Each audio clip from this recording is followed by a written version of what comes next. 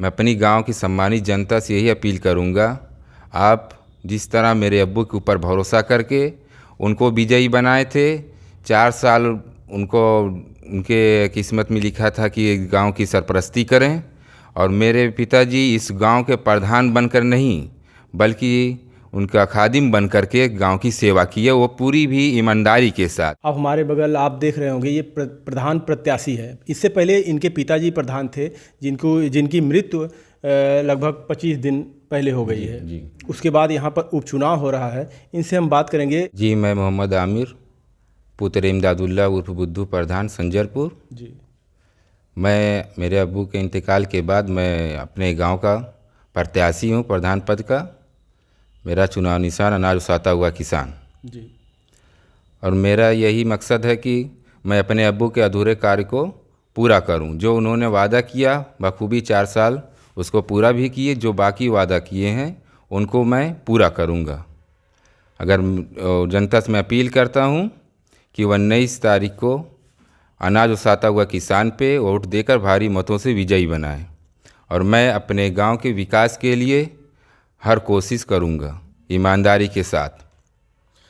हर एक किसी की जो भी परेशानी रहेगी उसकी परेशानी को दूर करने की कोशिश करूंगा, और हर गरीब हो चाहे अमीर हो, चाहे कोई भी वर्ग का हो, चाहे किसी भी धर्म मजहब का हो, हर एक किसी का विकास करना है मुझे। देखिए आमिर जी, चुनाव से कोई भी चुनाव हो, चाहे छोटा चुनाव हो चाहे बड़ा चुनाव हो, जब चुनाव आता है तो नेता लोग वादे ही करते हैं, लेकिन गरीबों तक वो सुविधाएं नहीं पहुंच पाती। वादा करके नेता गायब हो जाते हैं। वही हाल प्रधान का भी होता है कि जब काम करने की बारी आती है तो फिर जनता की कोई सुनवाई नहीं होती है, तमाम लोगों की शिकायत होती है। इस पर क्या कहेंगे? मैं इस पर तो यही कहूँगा, मेरे पिता जो भी इलेक्शन के टाइम पे वादा किए थे और उसको 4 साल में वो वादा पूरा करके दिखाए, वो पूरे ईमानदारी के साथ। हर गरीबों तक, जहाँ 40-50 साल से ना रास्ता था ना नाला था, वहाँ तक हर घर घर नाला बनवाए, रास्ता बनवाए, सब हर एक सुविधा दी है। विधवा पेंशन, 60 साल पेंशन, हर जो भी पेंशन रहती है सबका अपने से खुद जाकर उसको बनवाएं। पहले तो ऐसा था कि मेरे गांव में सिर्फ 23 पेंशन मिलती थी, आज अगर देखेंगे 200 कुछ पेंशन मिल रही है, ये विधवा और 60 साल को मिलाकर। ये जो भी वादा करते हैं वादा पूरा करके दिखाए हैं 4 साल में, और इंशाल्लाह आगे भी इसी तरह करते रहेंगे, इससे भी बढ़ के करने की कोशिश करेंगे। गांव में जाते हैं तो लोगों का एक आरोप होता है कि जो सरकारी आवास आते हैं उस पर, जैसे लैट्रिन बाथरूम और उनके घर बनाने के लिए ये सब आते हैं, लेकिन उसमें प्रधान लोग पैसे मांगते हैं। इतना पैसा दीजिए तो हम आपका आवास पास करेंगे, आपके लिए हम काम करेंगे। जी, ये जो आवास हुई और शौचालय हुआ जी। आज 4 साल में मेरे पिताजी थे, लगभग मेरे गांव में 56 आवास आए, हर वर्ग का मिला, अगर ज़्यादातर आदिवासी लोगों का और एससी लोगों का। और उनसे अगर मेरे गांव में किसी भी वर्ग में जाकर पूछ ले, अगर कोई 100 रुपया लिया हो, चाहे मेरे सेक्रेटरी साहब हों, चाहे ब्लॉक से हों, चाहे मेरे प्रधान जी हों, चाहे रोजगार सेवक हों, कोई भी 1 रुपये नहीं कोई बताएगा कि कोई लिया है। बल्कि हम और प्रधान जी खुद जाकर उन लोगों से बोलते हैं कि कोई अगर पैसा मांगता है तो तुरंत हमसे कांटेक्ट करें। कभी ऐसा ही नहीं हुआ, वो पूरे ईमानदारी के साथ उन लोगों को आवास दिलाएं। आज अब नहीं देखेंगे आदिवासी बस्ती में आप चले जाएंगे कि आज सबका पक्का घर दिख रहा है। इससे पहले सिर्फ मंडई और झोपड़ी रहती थी, उन लोगों को भी घर घर रास्ते बनवा के दिया, शोकपीट बनवा कर दिया, लाइट स्ट्रीट लाइट लगवा कर दिया, हर सुविधा। जबकि देश की आज़ादी से लेकर अब तक उन लोगों को कोई सुविधा नहीं मिलती थी, लेकिन प्रधान जी की कोशिश से ये 4 साल में उन लोगों तक ये पहुंचाने की कोशिश की गई। और मैं इंशाल्लाह अगर अल्लाह वो दिन लाता है तो उससे बढ़ के करने की कोशिश करूँगा। जहाँ तक अभी विकास नहीं पहुँचा है वहाँ तक विकास पहुँचाऊँगा, और जो भी विवाद है उसको विवाद दोनों फरीक को बैठाकर उसको सुलझाकर उसको ख़त्म करके वो विकास को आगे बढ़ाऊँगा। अभी देखिए, आज हम कई दिन से लगभग गांव में ही घूम रहे हैं।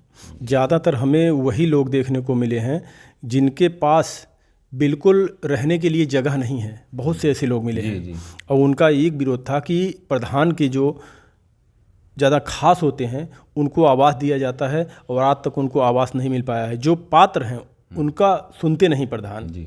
और जो अपात्र हैं उनका सुनते हैं। जी, मैं इस पर तो यही कहूँगा कि ये आप मेरे पूरे गांव में, चाहे एससी बस्ती हो, चाहे आदिवासी बस्ती हो, चाहे ओबीसी हो, चाहे अदर कास्ट से हो, यही आकर अगर पूछेंगे तो मैं तो इसका खुद खिलाफ हूँ। जो पात्र है मैं उसी को और पूरी कोशिश करके मैं उसको दिलवाता हूँ और दिया भी हूँ। जो अपात्र है मैं उसकी खुद भी नहीं करता हूँ सिफारिश।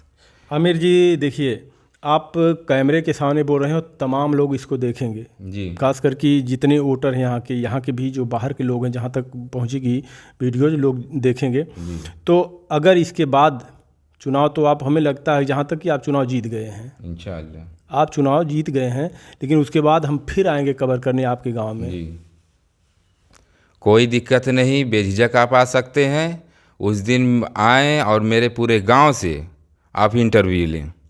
मेरे हर एक काम की जाकर आप इंटरव्यू देखें, जाकर मौके से किसी को ना काम कमी पाएंगे ना कुछ। और इंशाल्लाह इसी तरह आगे भी करता रहूँगा। जो वादा किया हूँ, मेरा पिताजी वो वादा करके गए हैं, उस वादा को मैं पूरा करूँगा हर कीमत में। देखिए, प्रधान के साथ साथ ऊपर के जो अधिकारी हैं उनके ऊपर भी बड़े आरोप लगते हैं। और प्रधान से जब बात करिए तो प्रधान बोलते हैं कि ऊपर का अधिकारी जो है बगैर लिए कुछ काम ही नहीं करता है। तो अगर ऐसा सिचुएशन आपके पास आया तो फिर क्या करेंगे आप? मेरा तो 4 साल का कार्यकाल ख़त्म होगा। मेरे पिताजी के साथ मैं ये काम करता था, लेकिन ऐसी सिचुएशन कभी आई नहीं, ना किसी अधिकारी के, ना ऊपर से लेकर ना नीचे के, ना किसी कर्मचारी के। कोई भी ऐसी सिचुएशन आई नहीं कि जो विकास में बाधा डाल सके। बल्कि ये मेरे अधिकारीगण लोग खुद मेरा साथ देते हैं, सपोर्ट देते हैं विकास में आगे बढ़ाने के लिए। आज मेरे गांव में मैं किसी पे आरोप नहीं लगाऊंगा, मैं अपने काम की बात कर रहा हूं। लगभग 90% घर को मैं नाले से कनेक्ट कर चुका हूं, गंदे पानी को रास्ते से मुक्त कर चुका हूं। आप यही एससी बस्ती में चले जाएं, पहले ऐसा रहता था कि जाने का रास्ता नहीं रहता था, और आज बेझिझक अंधेरे में भी चले जा सकते हैं किसी भी गली में। मेरे यही रहेगा आगे भी इंशाल्लाह, मैं अपने गांव को विकास की ऊंचाइयों तक पहुंचाऊं और यही कोशिश करूंगा जो ज़्यादा से ज़्यादा अपने गांव में विकास लाकर दे सकूं। ये आमिर जी थे, इससे पहले इनके पिताजी थे 4 साल, और 1 साल बचा हुआ है। ये अभी पिताजी के ना रहने पर ये चुनाव लड़ रहे हैं। 1 साल के बाद यहाँ पर फिर चुनाव होगा। अब इनकी जिम्मेदारी बनती है कि उस 1 साल में ये कैसा काम करके लोगों को दिखाएं कि फिर इन 1 साल के बाद 2026 में जब चुनाव हो तो फिर लोग आपको ही चुने। वो आपकी जिम्मेदारी बनती है, आपका काम लोगों को दिखना चाहिए। काम जब आप करेंगे, लोगों के दिलों में जब आप जगह बनाएंगे, तो फिर 1 ही साल आपके पास टाइम है।